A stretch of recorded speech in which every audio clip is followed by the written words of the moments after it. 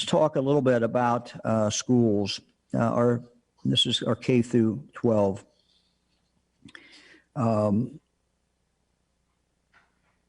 We know that schools are coming back last week, this week. We know that they're working very closely with their local health departments.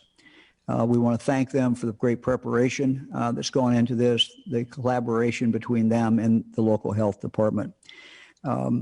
I want to talk today about an order that we will be issuing to make sure that the public is in fact informed about what is going on with the students in the school, not by name, of course, but for the public to be able to understand if there is in fact virus in the school or if it's been associated with the school. Prompt reporting to the public, to parents, will help prevent potential further spread among students and staff, and it will also let the public know what's going on. So we'll be issuing an order that requires schools to establish a reporting mechanism for parents to report cases. We know schools have attendance lines where you can call and say that your son or daughter is not going to be there. This is where parents report if their children are going to be absent for whatever reason.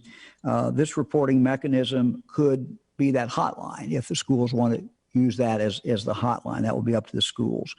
But parents need to be able to call into a school and say that their child has maybe tested positive or whatever the situation is with the child. Within 48 hours after learning of a student or staff member who has tested positive, our schools will have to report that case to the local health department. Now, in some cases, the local health department will have already known about it, but this is just to make sure, and so the schools will, as quickly as possible, report that information.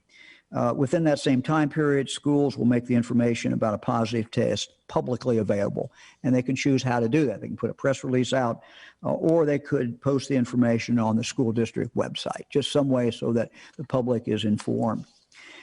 Schools will also notify parents or the guardian of the child in writing, and they can do this by hard copy, or they could do it with a text, or they could do it with an email.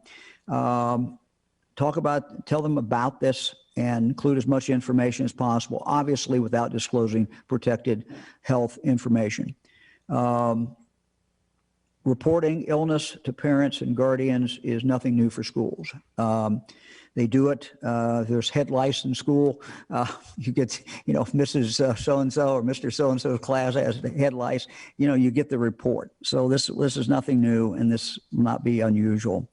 The health department will then notify the local health department will then notify the Ohio Department of Health on a weekly basis about reported cases. So that will go to the state at least once a week from the local health department.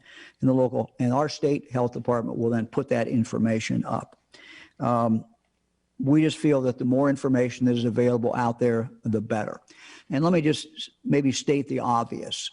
If a community has widespread or has spread, and every community has some spread of the COVID, that will be reflected in the school.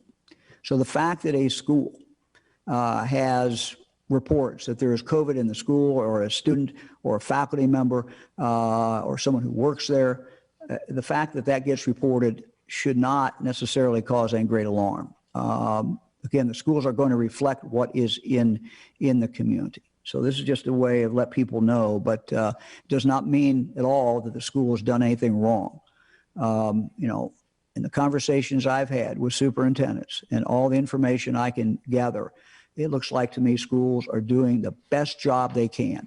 Those schools that are open or that are on a hybrid system, they're doing the best job that they can on sanitation, keeping students apart, wearing face masks, and doing all the things that they need to do. So you can do all those things, and you can still have COVID in the school. And the real key, we've known all along, is how we handle it, how the school handles it, how the local health department handles it, how the parents handle it. So this really is a team effort. It's going to take everybody involved, And the better information that can come into that school, better information that can come to that local health department, we're going to be able to manage this better. They're going to be able to manage that better. And our school has a much better chance of being able to stay open. So literally, this is a team effort. It's going to take everybody in the community working.